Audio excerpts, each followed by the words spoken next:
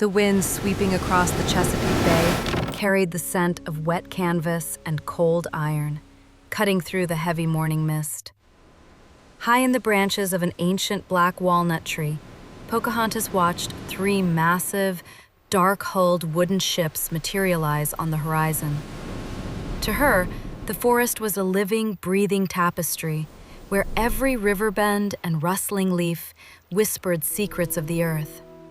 But these towering foreign vessels brought a cold, heavy silence that made her heart race with a mixture of fear and wonder. She remembered her dreams of a pale cloud descending upon the water and a stranger who held the light of a different sky, and she felt an undeniable pull toward the shore. Down on the deck of the leading ship, the Susan Constant, John Smith stood at the bowsprit, his eyes searching the dense green tree line. He was a man deeply weathered by battle and long journeys, carrying a quiet exhaustion that seemed to vanish the moment he breathed in the sweet, pine-scented air of this new world. Unlike his companions, who saw the land merely as timber to be cleared and territory to be conquered, Smith felt an immediate, inexplicable sense of peace, as if the wilderness itself had been waiting for his arrival. Standing beside him was Governor Martin, his heavy velvet coat damp with sea spray, his knuckles white as he gripped the hilt of his sword. Martin was not an explorer by nature. He was a man driven by a desperate, suffocating need to redeem himself. As the youngest of 4 brothers, he had lived his entire life in the shadow of giants. Thomas, a celebrated general; William, a prominent member of Parliament; and Edward, a wealthy merchant who owned entire shipping fleets. Sent to this wilderness with nothing but a title and a mountain of family debt, Martin knew this colony was his last chance to prove his worth to his brothers and secure his place in the family lineage. He stared at the shore, whispering to himself that he would find the gold his brothers claimed he would lose, even if he had to tear the very earth apart to find it. When Smith pointed out the richness of the soil and the beauty of the land, Martin coldly dismissed him, stating that soil could not buy a seat in the House of Lords or silence his brother's mockery. Following the landing, the quiet of the forest was shattered by the ring of axes and the shouts of English laborers building the palisades of Jamestown. Pocahontas watched them from the safety of the ferns, observing how they fought against the wilderness rather than living with it. Yet, she noticed that John Smith was different. He did not hack at the vines in anger.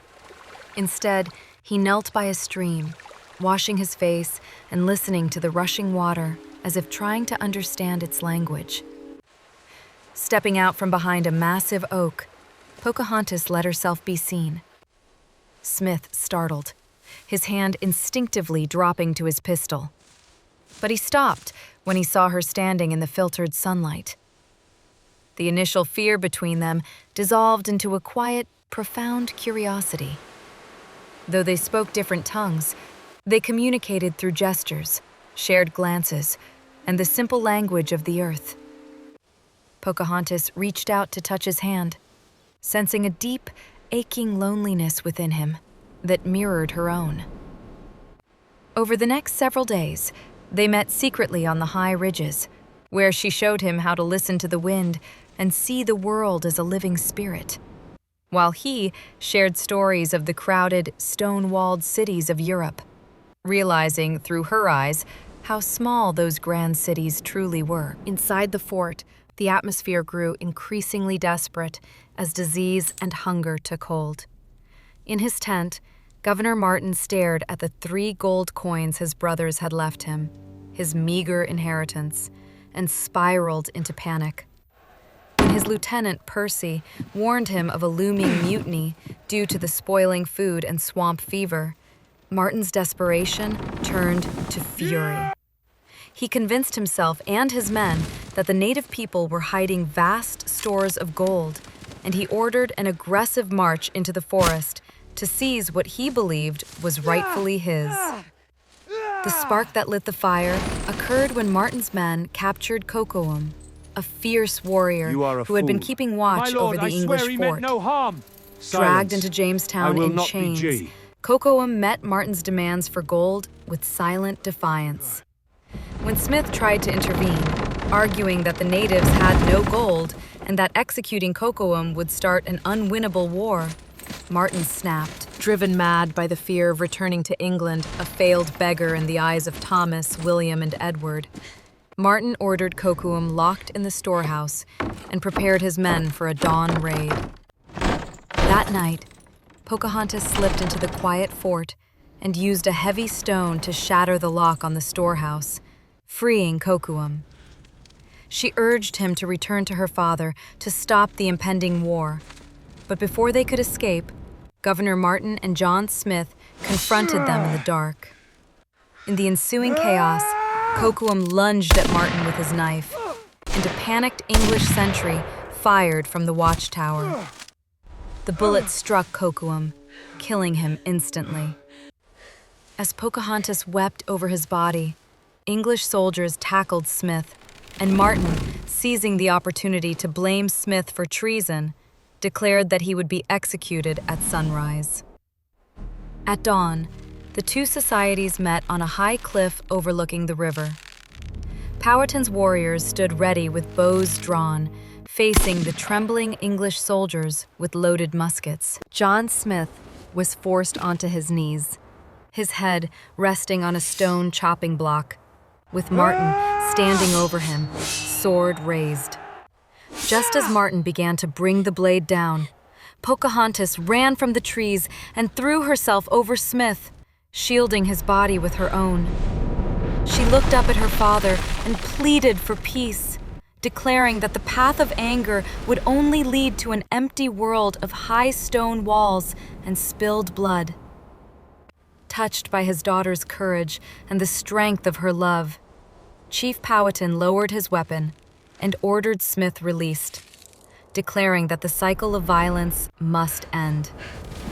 But Martin, watching his dreams of wealth and family respect slip away, completely lost his grip on reality.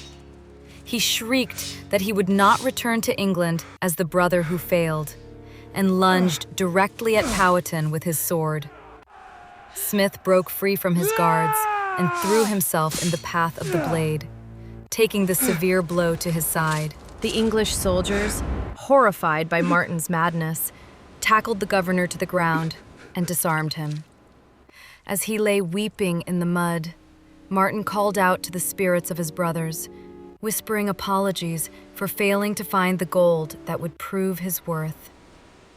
Though Smith survived the wound, it was clear he had to return to England to heal. On the shore, Pocahontas held him close one last time, promising that their spirits would remain joined across the ocean, carried by the very wind that had brought them together.